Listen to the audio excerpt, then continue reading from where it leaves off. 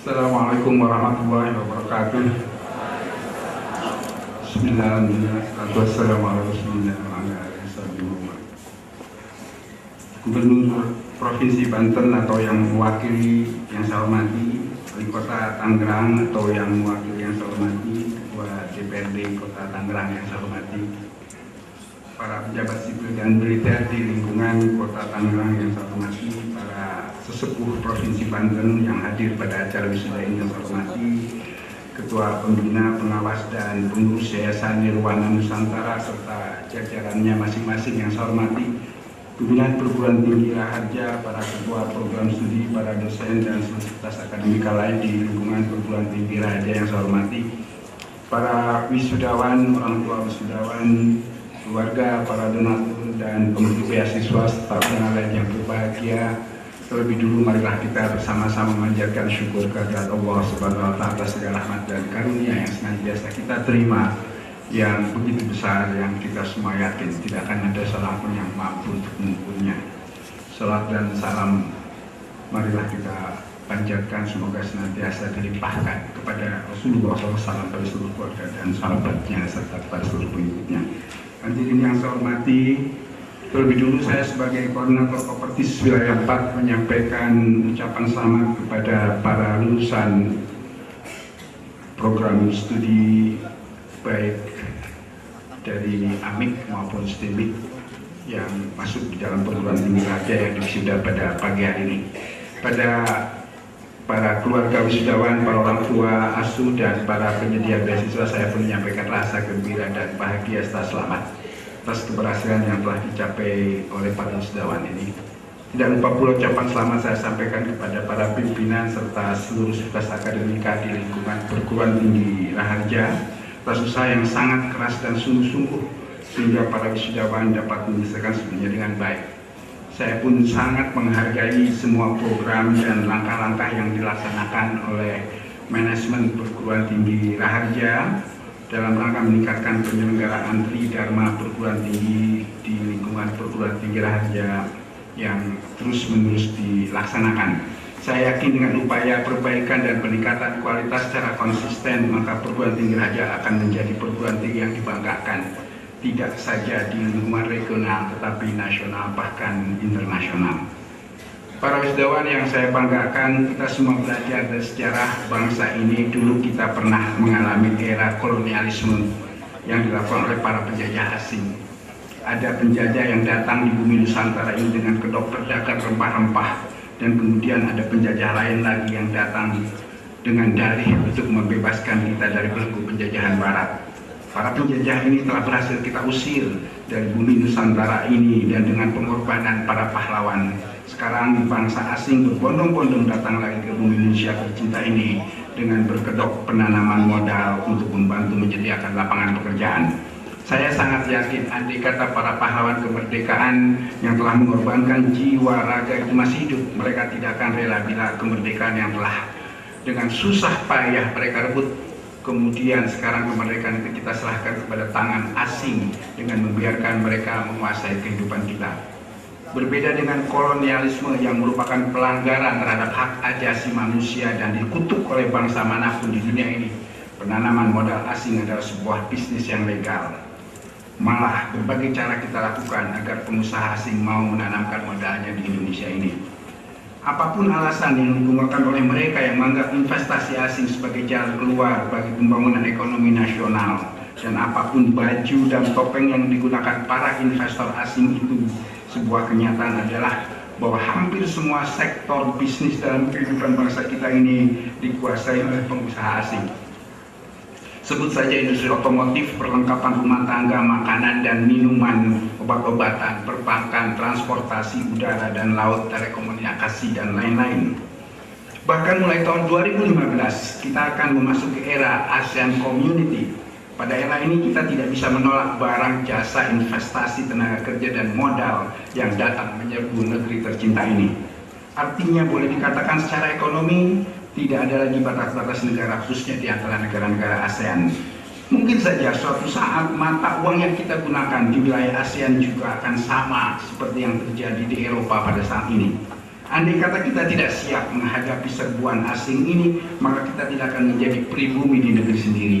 Andai kata kita tidak siap, maka akan seperti kita ini kedatangan tamu di rumah kita, tapi tamu itu yang justru mengatur apa saja yang boleh kita makan, bagaimana kita harus berpakaian, acara TV apa yang harus kita tonton, kapan kita mandi, sabun apa yang kita pakai, kapan boleh tidur dan di kamar mana kita tidur. Dan kita harus membayar untuk semua ini kepada tamu kita itu, termasuk sewa rumah kita, yang sebenarnya rumah itu kita bangun di atas tanah warisan leluhur kita. Saudara-saudara dan hadirin yang berbahagia, saya ingin menegaskan bahwa para investor dan pekerja asing yang datang dan kemudian menguasai kehidupan kita sama sekali tidak bersalah. Tidak ada aturan atau hukum apapun yang mereka langgar. Lalu bila kemudian mereka berencana hengkang dari bumi ini karena menganggap UMR kita terlalu tinggi, juga bukan sebuah kesalahan atau pelanggaran hukum. Jadi musuh yang kita semua hadapi bukan penjajah yang memanggul senjata, bukan orang asing yang melanggar wilayah kita atau melanggar aturan, tetapi musuh yang sedang kita hadapi adalah musuh dalam diri kita sendiri sebagai sebuah bangsa. Musuh kita adalah kebodohan, kemiskinan, keterbelakangan, dan produktivitas bangsa yang rendah karena bekerja atau belajar malas-malasan, asal-asalan, dan bersikap minimalis. Musuh kita yang lain adalah korupsi dan penyalahgunaan wewenang, ketidakjujuran dalam beraktivitas, pelanggaran terhadap aturan yang kita buat sendiri, dan kehilangan jati diri kita sebagai sebuah bangsa.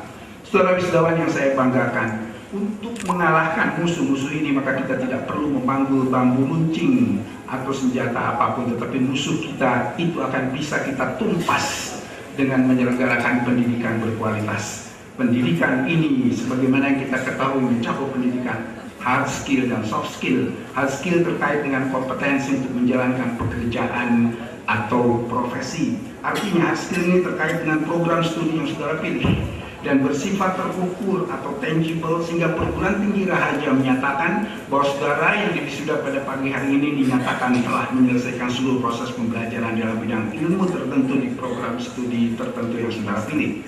Saudara-saudara yang berbahagia, saya ingin menegaskan bahwa kelulusan saudara dari perguruan tinggi Raharja ini pada hakikatnya bukan ditandai oleh pemberian ijazah dan transkrip atau dokumen tertulis lainnya, tetapi ditandai oleh pengakuan atas peningkatan kompetensi yang tertulis dalam ijazah tersebut.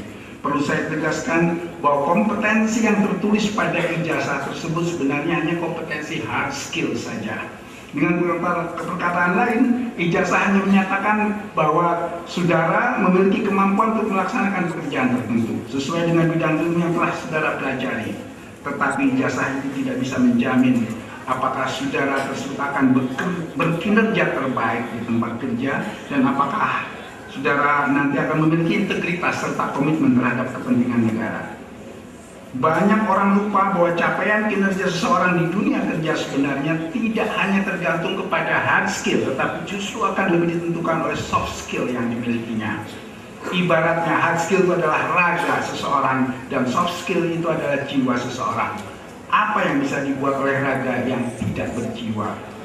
Untuk soft skill itu sendiri kita dapat membedakan menjadi soft skill yang mendorong seseorang untuk berprestasi tinggi dan soft skill yang terkait dengan moral. Di antara soft skill yang mendorong berprestasi tinggi adalah kemampuan untuk menjalankan kehidupan berdasarkan sebuah rencana, bukan hidup berbasis bagaimana nanti saja. Sebuah prinsip dalam berprestasi ini adalah continuous improvement, yaitu perbaikan berkelanjutan yang ditunjukkan dengan capaian kinerja hari ini lebih baik dari kemarin, besok lebih baik dari hari ini, dan tahun depan lebih baik dari tahun ini, dan seterusnya. Di samping ciri lain dari seorang memiliki soft skill berprestasi adalah kerja keras dan sungguh-sungguh serta kreatif.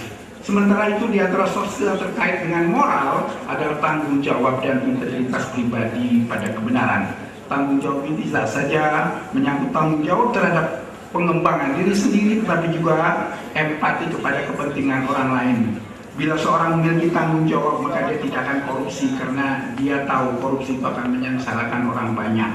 Orang yang bertanggung jawab akan selalu jujur, mematuhi aturan dan berbuat terbaik untuk kesejahteraan manusia lainnya dan akan menjaga kelestarian alam. Demikian juga seorang yang memiliki integritas, maka orang tersebut akan menjadi tegak di atas landasan aturan kebenaran meskipun diguncang oleh gelombang godaan yang besar, seperti sebuah batu karang yang kokoh yang tetap berdiri tegak meskipun gelombang bahkan tsunami menghantamnya terus-menerus. Mudah kita pahami kenapa kita melihat ada sejumlah orang yang berprestasi luar biasa di dalam karirnya dan mencapai posisi tertinggi di tempat mereka bekerja, tetapi ternyata mereka melakukan korupsi atau penyalahgunaan wewenang atau berlaku kejam terhadap orang lain.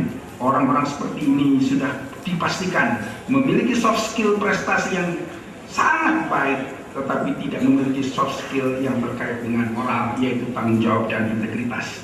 Kita semua menjadi saksi bahwa orang-orang seperti ini pada akhirnya akan terpuruk dan hancur kehidupannya.